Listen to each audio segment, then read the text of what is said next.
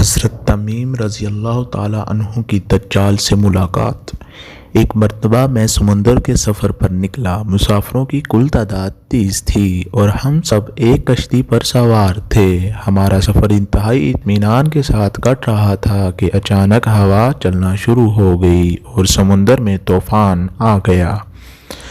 اس شدید ہوا اور طوفانی لہروں کے باعث ہماری کشتی اور سمندر میں موجود دیگر کشتیاں ڈولتی جاتیں۔ کشتی کے مسافر اس صورتحال سے پریشان ہو گئے اور ہر کوئی اپنے اپنے خداؤں کو پکارنے لگا، کیونکہ کسی کو کچھ سمجھ میں نہیں آ رہا تھا کہ کیا کریں۔ سمندر سے اٹھنے والی لہریں ایک سمت کی بجائے ہر طرف سے کشتی کو اپنی لپیٹ میں لے رہی تھیں۔ تھک ہار کر ملاح نے بھی چپو چھوڑ دیے اور ایک طرف بیٹھ گیا۔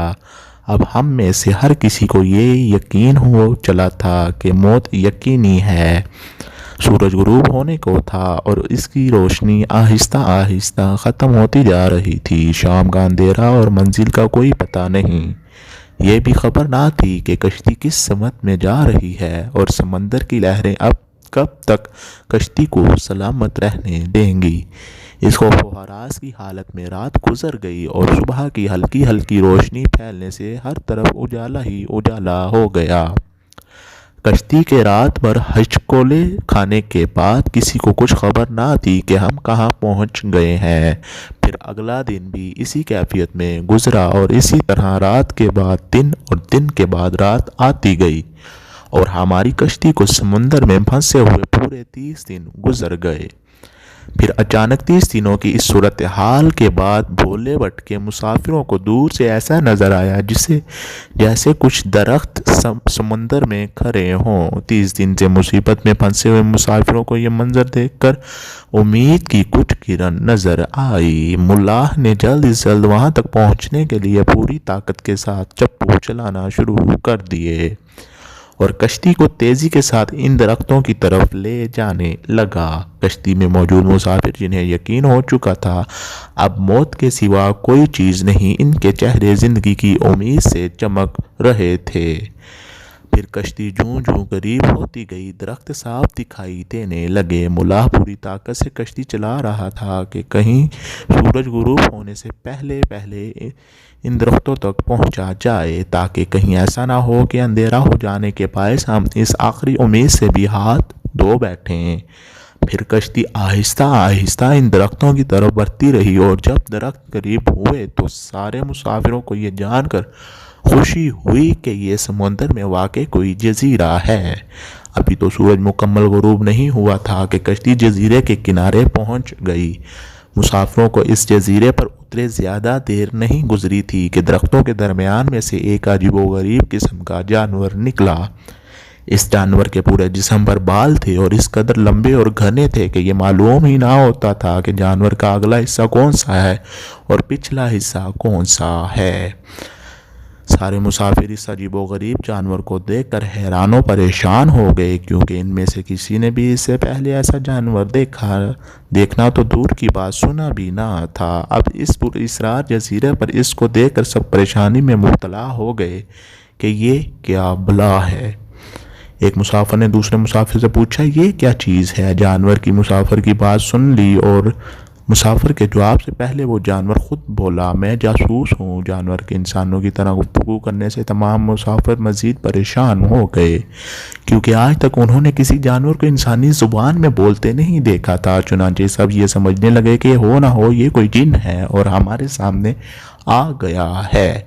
تمہاری جاسوسی کا مقصد کیا ہے اور تم کس کے لیے جاسوسی کرتے ہو؟ ایک مسافر نے ہمت کر کے اس سے پوچھا، میں جس کے لیے جاسوسی کرتا ہوں اسے تم سے ملنے کا بے حد شوق ہے، وہ تم سے باتیں کرنا چاہتا ہے، لہٰذا تم میرے ساتھ چلو۔ یہ سن کر تمام مسافر حیران و پریشان چپ چاپ اس کے پیچھے ہو لیے۔ وہ عجیب و غریب جانور درختوں کے درمیان بنے ہوئے راستوں سے ہوتا ہوا ایک پرانے محل کے سامنے جا کھڑا ہوا۔ محل کو چاروں طرف سے بلند و بالا درختوں نے گھیر رکھا تھا۔ مسافروں نے وہاں پہنچ کر پریشان نظروں سے اس کی طرف دیکھا اور پھر جانور کی طرف سوالیہ نظروں سے دیکھنے لگے۔ جانور پھر آگے چلا اور سب مسافروں کے ایک بڑے دروازے سے گزرتے ہوئے محل کے اندر لے گیا۔ محل کے اندر داخل ہوتے ہی سب نے دیکھا کہ ایک بہت بڑا شخص زنجیروں میں جکڑا ہوا تھا اور رہائی کے لیے کوشش کر رہا تھا۔ ہم نے اس سے پہلے اتنے بڑے قد آور، اتنے زیادہ اور رعب والا شخص کبھی نہ دیکھا تھا۔ ایک مسافر نے ہمت کر کے پوچھا، تم کون ہو؟ میں کیا ہوں اور کون ہوں یہ تو تم جان ہی لوگے، یہ پہلے یہ بتاؤ کہ تم کون ہو۔ ان سے سوال کرنے والے مسافر سے پوچھا، ہم عرب قبائل لخم اور جذام کے لوگ ہیں۔ اور ساتھ ہی اس مسافر نے اپنے ساتھ بیتی اور یہاں تک پہنچنے کی ساری داستان سنا دی۔ اس قید میں جکڑے ہوئے شخص نے کہا، ذرا مجھے نخلستان بیسان کے متعلق تو بتاؤ، اس کے متعلق کیا جاننا چاہتے ہو؟ ایک مسافر نے پوچھا، خبردار عنقریب ان پر پھل لگنا بند ہو جائے گا، وہ قیدی کسیلے انداز میں بولا۔ پھر وہ مسافروں سے مخاطب ہو کر کہنے لگا، اچھا تبرستان کے دریاؤں کے متعلق تو بتاؤ۔ مسافر نے کہا، دریا کے متعلق کیا پوچھنا چاہتے ہو؟ وہ بولا، اس میں پانی ہے؟ مسافروں نے کہا، ہاں اس میں پانی ہے۔ اس نے کہا، عنقریب اس کا پانی ختم ہو جائے گا۔ پھر وہ کہنے لگا، مجھے زغر کے چشمے کے متعلق تو کچھ بتاؤ۔ کیا پوچھنا چاہتے ہو؟ مسافر نے پوچھا۔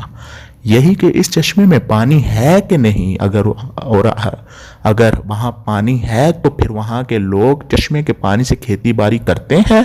پھر وہ پوچھنے لگا، اچھا مجھے ذرا امیوں کے نبی محمد رسول اللہ صلی اللہ علیہ وآلہ وسلم کے متعلق تو کچھ بتاؤ۔ مسافر نے جواب دیا، انہوں نے مکہ سے اپنی دعوت کا آغاز کیا اور اب وہ مکہ سے نکل کر مدینہ میں موجود ہیں۔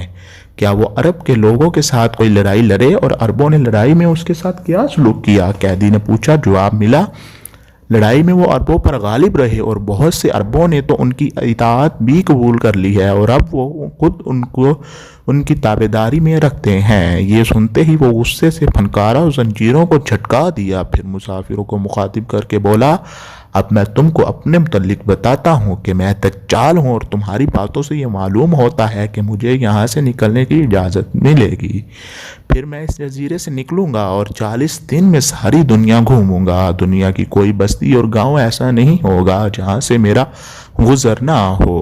ہاں، مکہ اور مدینہ میں جانا میرے بس سے باہر ہے، مجھے وہاں جانے کی اجازت نہیں۔ میں ان دونوں شہروں میں داخل ہونے کی کوشش بھی کروں گا تو میرے آگے فرشتے رکاوٹ بن جائیں گے، ان کے ہاتھوں میں تلواریں ہوں گی اور وہ مجھ سے لڑیں گے۔ یہ داستان ہمیں ایک صحابی حضرت تمیم داری رضی اللہ تعالی عنہ نے سنائی، جو اسلام قبول کرنے سے پہلے عیسائی تھے۔ یہ عجیب و غریب واقعہ دیکھنے کے بعد آپ نبی اکرم صلی اللہ علیہ وآلہ وسلم کی خدمت میں حاضر ہو کر مسلمان ہو گئے۔